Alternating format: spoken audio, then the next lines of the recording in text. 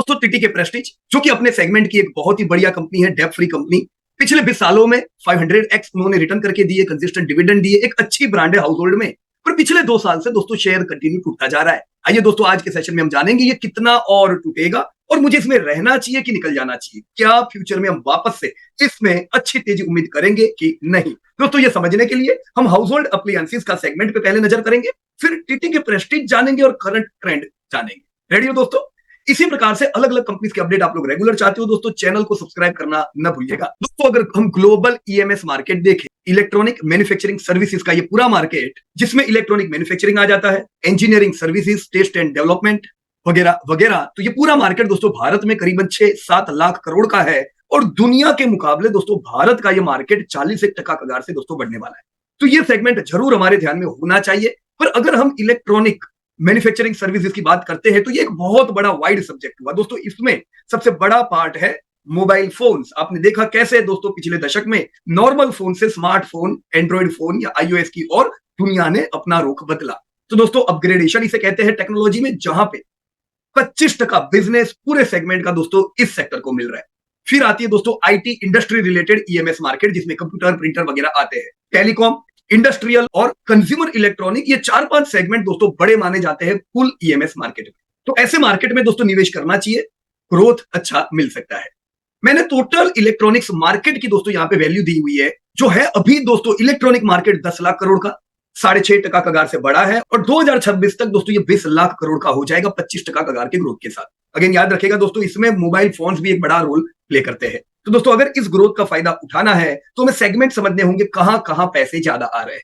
दोस्तों ऐसे सेगमेंट अगर होंगे जो ऑलरेडी इंडिया में पेनिट्रेटेड है तो कम ग्रोथ मिलेगा। दोस्तों हम ऐसे सेगमेंट पे फोकस रखेंगे जो पेनिट्रेटेड नहीं है, जहां पे बहुत अपग्रेडेशन आ रहे हैं, वहां पे दोस्तों ज्यादा ग्रोथ मिलेगा। तो आप समझ सकते हो दोस्तों, अगर हम फ्रीज वॉशिंग मशीन में जाएंगे तो थोड़ा लो ग्रोथ रहेगा, पर एलईडी टीवी, लोग नॉर्मल टीवी से एलईडी में अपग्रेड कर रहे, ग्रोथ मिल सकता है। दोस्तों एसी जो ऑलरेडी पेनिट्रेट नहीं है, तगड़ा ग्रोथ उम्मीद कर सकते हैं।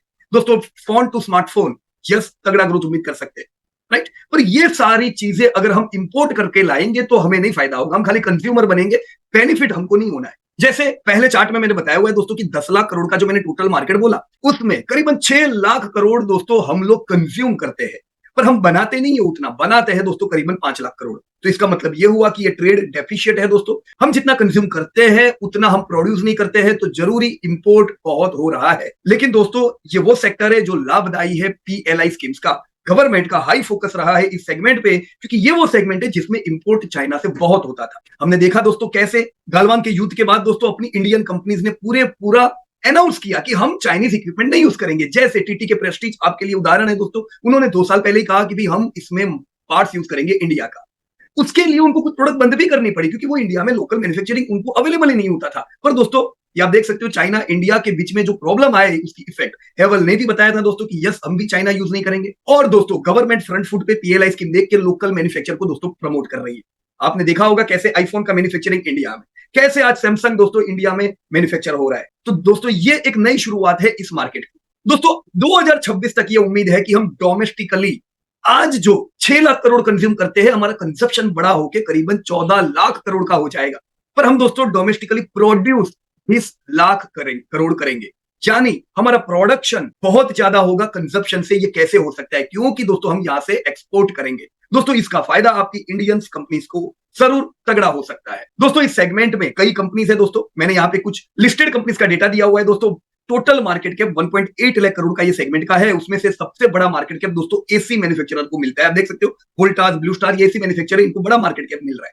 तो 3 कंपनीज दोस्तों हाउस होल्ड अप्लायंसेस में काम करती है, राइट। अब सेल्स वाइज देखो तो दोस्तों जो एसी मैन्युफैक्चरर है उनका टर्नओवर ज्यादा है, इसलिए उनका मार्केट कैप भी ज्यादा है। तो यस चलो एसी में तो निवेश करना ही चाहिए और हम ऑलरेडी वोल्टास को रिकमेंड करते हैं, पर उसके साथ दोस्तों हाउस होल्ड अप्लायंसेस में निवेश करना है तो दोस्तों यहाँ पे एक टीटी के प्रेस्टीज उभर के आ रही है, एक अच्छी ब्रांड दोस्तों।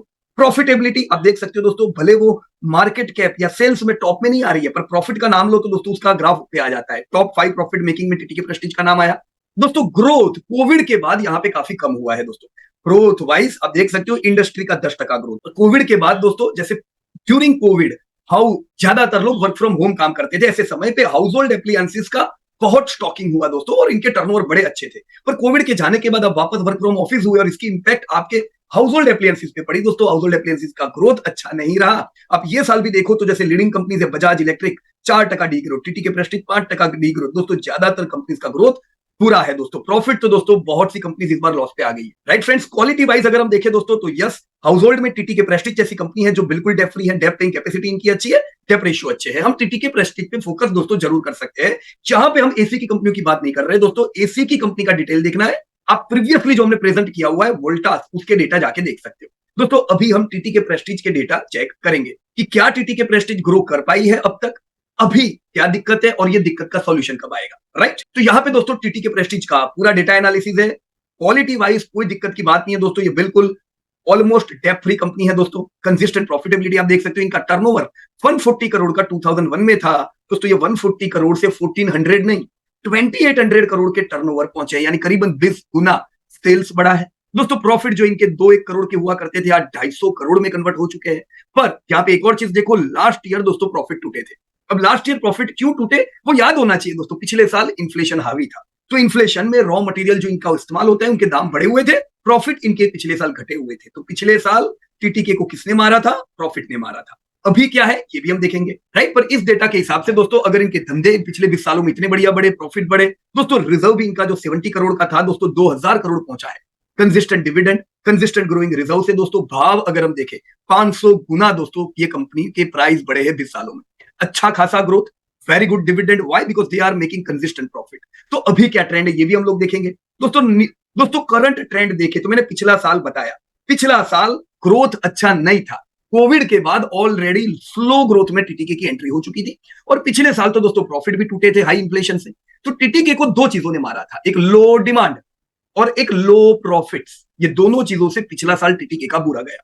पर ये साल की शुरुआत से ही हमने देखा कि डिमांड जो पिछले साल म्यूट थी, ये साल तो बिल्कुल डिक्लाइन हो गई दोस्तों। हाउस होल्ड की बाकी कंपनियों का भी यही हाल है, एसी के अलावा, राइट। एसी में जोरदार डिमांड, पर हाउस होल्ड एप्लायंसेस में दोस्तों ये पूरा साल बुरा रहा। Q1 नेगेटिव ग्रोथ दोस्तों, स्लो ग्रोथ भी मंजूर नहीं है तो ये तो नेगेटिव ग्रोथ है, राइट। मार्जिन भी और गिरे क्योंकि धंधा नहीं होता है, मार्जिन नीचे आता है दोस्तों। ये साल दो चीजों ने मारा, डिमांड नेगेटिव हो चुकी है, प्रॉफिट भी नीचे है, और यही कंटिन्यूटी दोस्तों Q2 में भी हमने देखी।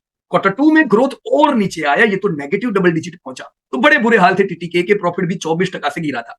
तो ऐसी कंपनियां दोस्तों जनरली नया 52 वीक लो बनाती है, राइट। पर अभी के जो दोस्तों 9 मंथ के डेटा आए इसमें कुछ खास है, चलो मैं आपके साथ शेयर करता हूं 9 मंथ डेटा दोस्तों। H1 यानी Q2 के अपडेट के बाद जो नेगेटिव 10% था वो अभी इंप्रूव होके -10 से -5 है। तो हम ये तो नहीं कहेंगे कि पॉजिटिव हुआ है, पर Q3 में सेल्स बढ़ा है दोस्तों। ध्यान रखें, 2 क्वार्टर कंटिन्यू नेगेटिव ग्रोथ के देखने के बाद, 6 क्वार्टर कंटिन्यू म्यूटेड ग्रोथ देखने के बाद ये पहला क्वार्टर है जब ग्रोथ में पॉजिटिव ट्रेंड आया है। ये भी बहुत ज्यादा ग्रोथ नहीं हुआ, ये भी म्यूटेड ही है Q3 भी, पर नेगेटिव ट्रेंड से दोस्तों बाहर निकला है। तो हमने ग्रोथ को थोड़ा सुधर के देखा, फिर भी -5 इज नॉट गुड दोस्तों। खर्चे इनके -2% से घटे, तो खर्चे ज्यादा नहीं घटे जितने धंधे घटने चाहिए, इसीलिए दोस्तों प्रॉफिट 15% से टूटा है दोस्तों। ये क्वार्टर में भी अगर पिछले साल से मिला है तो भले इन्फ्लेशन डाउन आ चुका है, पर डिमांड अच्छी नहीं होने के कारण मार्जिन दूसरे 90 बेसिस पॉइंट से और कम हुए हैं। तो इसे ध्यान रखें दोस्तों। अभी हाउस होल्ड एप्लायंस में क्या ट्रेंड चल रहा है, सब कंपनी के जब धंधे डाउन है तो जो अनऑर्गेनाइज प्लेयर होती है, जिनकी कोई चैनल फिक्स नहीं होती है, वो हेवीली डिस्काउंटिंग पे होती है। तो अभी ह्यूज डिस्काउंटिंग चल रहा है इस सेक्टर में। जो ब्रांडेड कंपनियां होती है उनकी दोस्तों कुछ चैनल्स होती है, स्टॉकिंग होता है डीलर्स के पास, वो हैवी डिस्काउंटिंग नहीं जाते, जिससे उनके सेल्स को इफेक्ट आता है दोस्तों, राइट। पर जो लोकल कंपनी से दोस्तों उनके प्रॉफिट टूट चुके हैं, मार्जिन गिर चुके हैं, वो सब कंपनियां लॉस कर रही है।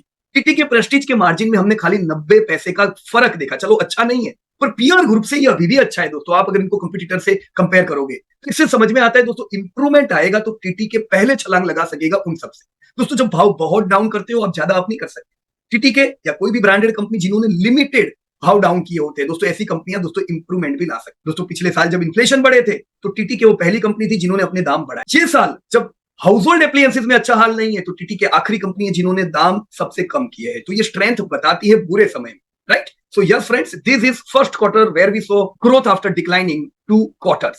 दोस्तों डिक्लाइन किसने दिया है तो आप इनके सेगमेंट भी देख लो दोस्तों। कुकर्स 60% से डिक्रीज हुए, कुकवेयर 60% से डिक्रीज हुए, अप्लायंसेस 9% से डिक्रीज हुए, अदर्स जो इनका छोटा बिजनेस है वो 22% से बढ़ा है। तो कुल मिला के दोस्तों 7% का हमने डी ग्रोथ वॉल्यूम में देखा, राइट, जिसकी ओवरऑल इफेक्ट सेल्स में 5% से बढ़ी है। तो इसके हिसाब से अब मैं उम्मीद क्या करूं, चलो अपन एस्टिमेट लेते हैं दोस्तों। देखो जब 10% से 5% का इंप्रूवमेंट आया तो ये साल एक चीज तय है, हम फ्लैट साल नहीं देखने वाले, ये साल डिक्लाइनिंग वाला साल तो देखेंगे। तो याद रखो पिछला साल म्यूटेड ग्रोथ, ये साल डिक्लाइनिंग वाला, तो ये साल अच्छा नहीं है, ये हमें हमारे माइंड में कंसीव करना पड़ेगा। हमें पहले समझना पड़ेगा बिजनेस को, ताकि हम उम्मीद क्या रखें वो भी पता चले। नहीं तो चिंता में रहते हैं भाई शेयर चलता क्यों नहीं है, राइट। प्रॉफिट 14% से गिरेंगे, जिससे दोस्तों ये साल मैं 27-21 करोड़ का टर्नओवर उम्मीद करूंगा, जो कि दोस्तों एक डिक्लाइन है। जैसे दोस्तों टर्नओवर इस साल डाउन रहेगा, प्रॉफिट 220 करोड़, तो सोचो 306 करोड़ के प्रॉफिट हमारे 2022 में थे जब शेयर ने लाइफ टाइम हाई लगाया था। 2 साल निकल गए दोस्तों, हमने बढ़ते प्रॉफिट नहीं देखे, इसीलिए ये साल भी करेक्शन में ही रहने वाला है। सो फेयर वैल्यू इसके हिसाब से दोस्तों 500 रुपया बनती है, अभी भाव चल रहा है 697। तो अगर मैं वैल्यूएशन के साथ इसको टैली करूं, पिछले साल 18 का ईपीएस था, 46 का पी था। पी क्यों महंगा था दोस्तों पिछले साल, प्रॉफिट थे नहीं, ईपीएस बढ़े नहीं, भाव टूटा, पर इतना नहीं टूटता है जितने प्रॉफिट टूटे थे। तो आपका पी दोस्तों पिछले साल भी महंगा था। अभी इस साल तो ट्रेल ईपीएस यानी अभी Q3 तक हमने साल 16.5 का ईपीएस देखा है, पर भाव टूटा है पूरा साल, तो पी थोड़ा कम हुआ है 42 का। मूविंग फॉरवर्ड यही प्राइस से दोस्तों 44 का पी कोई ज्यादा बहुत अच्छा नहीं है, राइट। तो हम नहीं कहेंगे टीटीके प्रेस्टीज फेयर वैल्यूएशन पे चल रहा है, पर ग्रोथ का ये पहला क्वार्टर देखा, राइट। अब अगर ऐसा ग्रोथ रहे तो हम पी को सस्ता होता देख सकते हैं। So what should we plan दोस्तों, टीटीके ये चार्ट में मैंने बताया ऑलरेडी, चलो नीचे तो है 693 के करीब ही है, 693 पे हम बाय कर सकते हैं। अगर प्रीवियसली लिए हुए तो भी आप एसआईपी कर सकते हो दोस्तों। हम तो 2010 ये समय से दोस्तों टीटीके में है, ऐसे कई समय आए जब नहीं चला। देखो यहाँ पे भी कितना समय नहीं चला था, हमने एसआईपी किया था, तभी तो ये रैली का फायदा उठा पाए। देखो ये पूरा समय नहीं चला, राइट। तो ऐसा ही एक समय है दोस्तों जब हमने टीटीके को चलते हुए नहीं देखा है। No need to worry, 693 is a good level to buy. और नीचे जाता है कोई चिंता नहीं है, सस्ता ही मिल रहा है ना। टीटीके एक अच्छी ब्रांड है, बंद नहीं होने वाली है, ग्रोथ वापस से देखेंगे, पूरी इंडस्ट्री म्यूटेड है। तो मैं क्या उम्मीद कर रहा हूं दोस्तों, मैंने 2 साल का 1400 का टारगेट रखा है, 2 साल का। अब मैंने बोला 2 साल मतलब 2 साल नहीं दोस्तों, ये 1 साल में आ सकता है, अगले ही साल। किस पे डिपेंड है, ग्रोथ पे।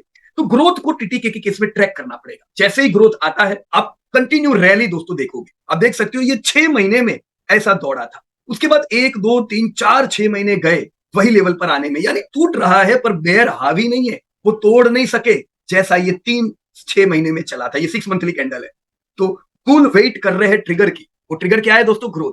जैसे ही ग्रोथ का ट्रिगर दिखेगा आप शेयर को दौड़ता देखोगे, आपको ट्रिगर मिलेगा किधर से दोस्तों। एक ट्रिगर आपको मिल सकता है टीटीके के रिजल्ट से। जब Q4 के रिजल्ट आएंगे वापस से Q4 को ट्रैक करो। हमने उम्मीद किया -2, मानो इंप्रूवमेंट आता है तो -2 से अच्छा रहेगा, तो एग्रेसिव बाइंग कर सकते हैं, क्योंकि एक क्वार्टर ग्रोथ का देखा, दूसरा क्वार्टर ग्रोथ का है, मतलब हम कंटिन्यू ट्रेंड पॉजिटिव देखेंगे, राइट। दूसरा दोस्तों आप देख सकते हो जब आईआईपी डेटा आते हैं उसमें भी कंज्यूमर ड्यूरेबल्स के डेटा होते हैं, आप ट्रैक कर सकते हो। अगर ग्रोथ दिखे एग्रेसिव हो जाइए, राइट। तो यार दोस्तों लॉन्ग टर्म के लिए हम बिल्कुल बुलिश है, पर नियर टर्म में दोस्तों 52 वीक लो ऐसे शेयर लगा सकते हैं। कोई चिंता ना करो, लगाए, you can do SI. Details of TTK Prestige Q3 update from my side दोस्तों। मैं डिस्क्लोजर बता दूं, पीयूष पटेल कह रहा है बाय मत करो। किसी को कहने की, किसी को सुनने की जरूरत नहीं है, आप खुद डेटा देखो।